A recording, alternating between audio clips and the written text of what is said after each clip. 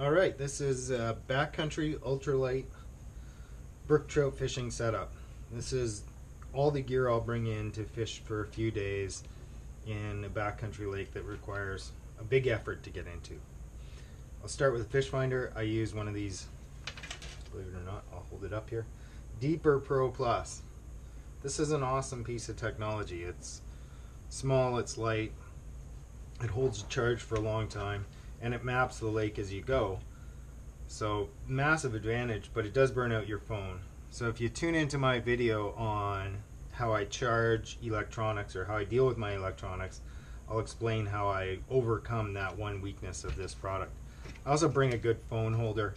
It's just nice to be able to move the angle around to reduce glare and hold the phone in one spot as you're looking at it, checking out the fish on the bottom. Tackle, I bring this mesh bag, and I wreck one a year, maybe more.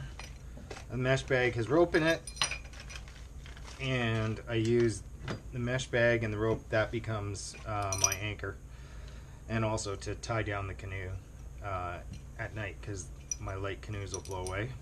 An ice fishing bell, I've been using the same one for forever, and that I use in the campsite if I have a night line out, or if I have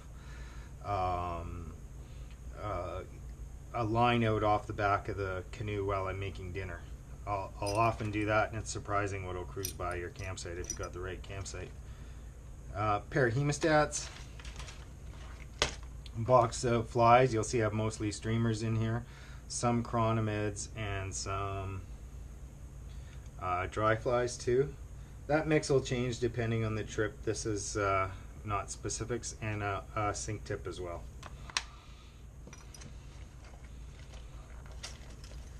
In the other package, and it's this little waterproof case, phone case that I bought and now no longer use that size phone, becomes my tackle bag. So a spool of 6-pound test fluorocarbon, that's 3X for fly fishing people, and I bring a full one in case I need to fish with it. They are 50 yards long, which is plenty to fish out of a canoe if you needed to. I bring this little box that has some egg sinkers, the ones with a hole that slide through, some pill floats in glow-in-the-dark, egg sinkers there, little ant swivels and snaps, and Gamakatsu red steelhead hooks, about a size 10. And I use those as my bait hooks. I'll slide the worm right up onto those. You'll notice that I have a bunch of spoons with no hooks on them. I use the spoons much like a flasher. Brook trout respond really well to a flasher in the same way that a lake trout or any char does. So you create a flash and then put maybe 1.5 feet of fluorocarbon and a small hook with a worm on it, or a small hook with or one of these streamers, subtle small woolly bugger or something like that. The fish sees the flash, reacts to it, and then as it's coming up on it, notices that there's a worm there and just grabs the worm. And that does a couple of things. One, you land just about every single fish you hook, and you hook them nicely sort of in the corner of the mouth, which is good because the way they grab and turn, it works really well, and the spoon helps because it causes a little bit of resistance to set the hook. The other thing that's nice about it is you can really control the depth well, because you can bounce this off the bottom before the worm gets there, or before your fly gets to the bottom. You can bounce it off the bottom to see what the depth is, and then as soon as you move the canoe forward slowly, it'll lift the whole setup up. So this is a Hopkins hammered spoon. Tough to find, but they work really, really well, and they're super heavy. I'll fish down to 45 or 50 feet with this. Some gold Williams wobblers, silver Williams wobblers, just depends on the day and what's working. I'll switch them up, and a small Williams wobbler for a variety of sizes. I use the spinning rod for, if the majority of the fish are below 15 feet, I'll use a spinning rod over a fly rod. the majority of the fish are within the top 10 feet of the water column, then I'm going to try and get them on a fly rod. And whatever you say about each method, it's easier to catch fish deeper with a spinning rod, and it's easier to catch fish shallower with a fly rod, is sort of how I feel about it. So all this stuff fits into this little package.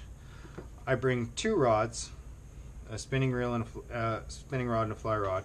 The spinning rod is spooled with 8-pound test fluorocarbon, and that's so that the break strength of this is more than this. So if you do end up with a snag, you never lose your spoon. It just breaks the 6-pound, and the 8-pound holds the spoon in place.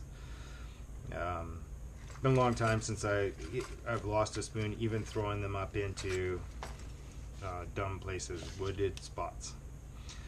For worms, I carry this, it's just a plastic airtight container, and I put paper over the top of it. It's got holes drilled in the top, and keep the worms breathing on the way in as best you can, because sometimes they're bouncing around in a pack for 3 and 4 hours by the time you get to the campsite.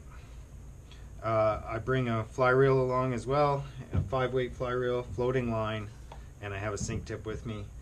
8-foot 5-weight fly rod, and a 6.5-foot medium light spinning rod. I use this great rod holder by Tightlock. I've been using them for years in virtually every situation. It's a really heavy duty, probably too heavy duty for what we need it for on this trip, but it's worth the extra weight because it's infinitely adjustable, so you can get the kind of angle just right if you're drifting with a spinning rod, even at deeper water. Real handy tool.